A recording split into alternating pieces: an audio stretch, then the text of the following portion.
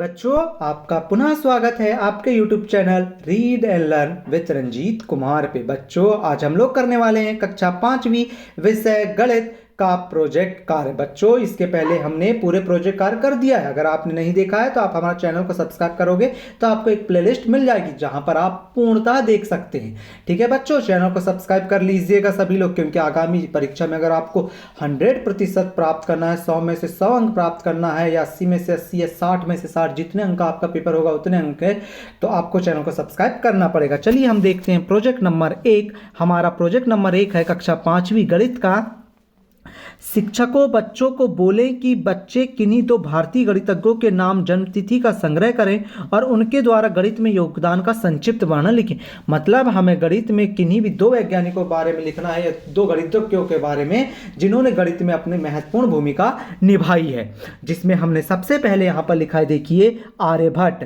क्या लिखा है बच्चों? आर्यभट्ट जी के बारे में लिखा है। आपको पता है ये एक महान गणितज्ञ हैं। इन्होंने आर्यभट्ट सबसे पहले पाई का मान निश्चित किया। उन्होंने सबसे पहले साइन के कोष्टक दिए। गणित के जटिल प्रश्नों को सरलता से हल करने के लिए उन्होंने समीकरणों का आविष्कार किया, जो पूरे विश्व में प्रख्यात हुआ। एक के बाद एक 11 शून्य जैसी संख्याओं को बोलने के लिए उन्होंने कई नई पद्धतियों का भी आविष्कार किया।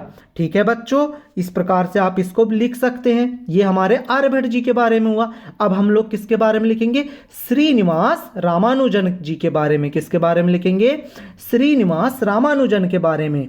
तो देखिए, श्रीनिवास रामानुजन को गणित के क्षेत्र में जीनियस में से एक माना जाता है, मतलब कि बहुत ही महान माना जाता है बच्चों श्रीनिवास रामानुजन को। इसी के लिए तो अभी आपने कुछ दिन पहले 22 दिसंबर गणित दिवस मनाया ना। सभी बच्चों ने मनाए होंगे गणित दिवस 22 दिसंबर को। उनका जन्म 22 दिसंबर 1887 को भारत के तमिलनाडु के एक छोटे से गांव में हुआ था। उनके जन्मदिन की राष्ट्रीय गणित दिवस के रूप में मनाया जाता है। उनके जन्मदिन को राष्ट्रीय गणित दिवस के रूप में मनाया जाता है। ठीक है। फिर हाई स्कूल में वे सभी विषयों में बहुत अच्छा करते थे। 1990 में उन्होंने ज्यामिति और अंकगणित श्रृंखला में अपने गणित पर काम करना शुरू किया। हालांकि उनके पास गणित में कोई आधिकारिक प्रशिक्षण नहीं था, फिर भी वे उन समस्याओं को हल करने में सक्षम थे जिन्हें अघुलनशील माना जाता था। उन्होंने अपना पहला पेपर 1911 में प्रकाशित किया। जनवरी 1913 में श्रीनिवास रामानुजन ने इंग्लैंड के कैम्ब्रिज विश्वविद्यालय में एक अंग्रेजी गणितज्ञ G.H. हार्डी के साथ एक डाक बातचीत शुरू की और उनकी पुस्तक ऑर्डर्स ऑफ इन्फिनिटी की एक प्रति देखने के बाद एक पत्र लिखा। उन्होंने श्रीनिवास रामानुजन को असाधारण पाया और 1914 में कैम्ब्रिज जाने के लिए व्यवस्था की। इस प्रकार से फिर आगे भी लिखा हुआ है। रामानुजन के कार्यों का विश्लेषण करने के बाद हार्डी ने 19वीं सदी के ब्रिटिश गणितज्ञ विलियम रॉक्स ने की अनंत श्रृंखला के मान की गणना करने की कोशिश की। 1873 में उन्होंने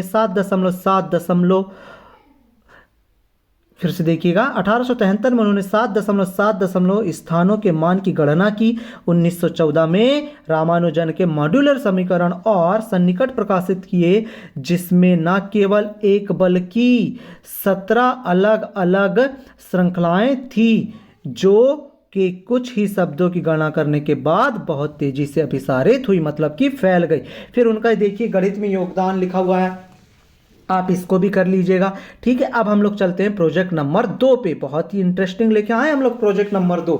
आपको बहुत शौक है ना पेंटिंग करने का, तो यहाँ पर आप पेंटिंग करेंगे। किसकी? आगे देखिए बच्चों, किसकी पेंटिंग करने वाले हैं आप लोग, है ना। तो चलिए बच्चों, दूसरा है हमारा प्रोजेक्ट। किसी ग्लास में कुछ पानी लेकर उसके ऊपरी स्तर पर शून्य का निशान लगाइए। आपको एक गिलास लेना कह रहा है पानी पर, और उसके ऊपरी स्तर पर ऐसा निशान लगा दीजिए। अब इस गिलास में 5 छोटे छोटे कंचे डालिए। यहाँ पर हमने क्या डाल दिया? ये कंचे डाल दिए। अब देखें कि पांचों कंचों का आयतन कितना होता है, उसके अपने प्रोजेक्ट में रखिए। फिर कह रहा है यहाँ पर ऐसी आकृति बढ़ जाएगी। रुक जाइए, बता रहा हूँ। जैसे आपने यहाँ पर ये भरा था, अब ये थोड़ा ऊपर आ जाएगा, तो इस प्रकार से क्या कह रहा है, वो आयतन बढ़ जाएगा। तो इसको अपने प्रोजेक्ट रिपोर्ट में लिखिए। तो यहाँ पर देखिए हमने ये लिख दिया, हमने गिलास में पानी लेकर अंकित कर दिया। उसके बाद 5 कंचे डाले, कंचे डालने के बाद हमने स्केल की सहायता से माप कर देखा, पानी के आयतन में इतने की मतलब कि 1.5 सेंटीमीटर की वृद्धि हो गई। तो बच्चों बहुत अच्छे तरीके से आप एक ग्लास बना लीजिएगा इस प्रकार से। ये इस प्रकार से जब आप ग्लास बना लेंगे तो इसमें समझ लीजिए क्या भरा हुआ है, पानी भरा हुआ है। ये क्या है, पानी है ना। ये सब क्या है, यहाँ तक क्या भरा हुआ है, आपका पानी भरा हुआ है। लेकिन आपने यहाँ पर कांच के कंचे डाल दिए बच्चों। क्या डाल दिए हैं, कंचे डाल दिए। मान लो आपने लगभग वही 5 कंचे डाल दिए। कितने कंचे, 5। तो अब जो पानी का स्तर है बच्चों वो कैसा हो जाता है, ज़्यादा हो जाता है। मतलब कि पहले इतना था, यहाँ तक था, है ना, यहाँ तक था, लेकिन अब पानी का स्तर कैसा हो जाएगा, ज़्यादा हो जाएगा। ज़्यादा का मतलब यहाँ पर इतना बढ़ जाएगा। कितना बढ़ जाएगा, इतना ये पानी का स्तर बढ़ गया। तो जब इतना पानी का स्तर बढ़ गया बच्चों, तो यहाँ पर हम लोग एक रेखा द्वारा उसको दर्शा देंगे इस प्रकार से। ये तो इस प्रकार से ये जो है, हम इसको थोड़ा बड़ा डिज़ाइन वाला ग्लास बना लेते हैं। ये इस प्रकार से ये आप इसको बना सकते हैं। आप थोड़ी सीधी लकीर बना लीजिएगा। तो इस प्रकार से ये ग्लास बन गया और इसको हमने दर्शा भी दिया। कितना अच्छा लगा ना बच्चों। यहाँ पर देखिए पहले 5 कंचे डाले तो पहले की मतलब कि पहले एक था, अब कितना हो गया, 1.5 हो गया। इस प्रकार से ये बढ़ गया, है ना। तो कितने अच्छे से हमने गणित का प्रोजेक्ट कर लिया ना बच्चों। उम्मीद है आपको ये पूर्णतः समझ आ गया होगा। कोई डाउट हो तो कमेंट करके पूछ लेना, नीचे कमेंट का ऑप्शन तो रहता ही है बच्चों। इसी प्रकार पूरे प्रोजेक्ट करने वाले हैं और बहुत अच्छे समझने वाले हैं। इसके लिए आप लोग चैनल को पहले सब्सक्राइब कर लीजिए, ठीक है बच्चों। मिलते हैं हम अगले वीडियो में, जब तक के लिए आपका बहुत बहुत धन्यवाद।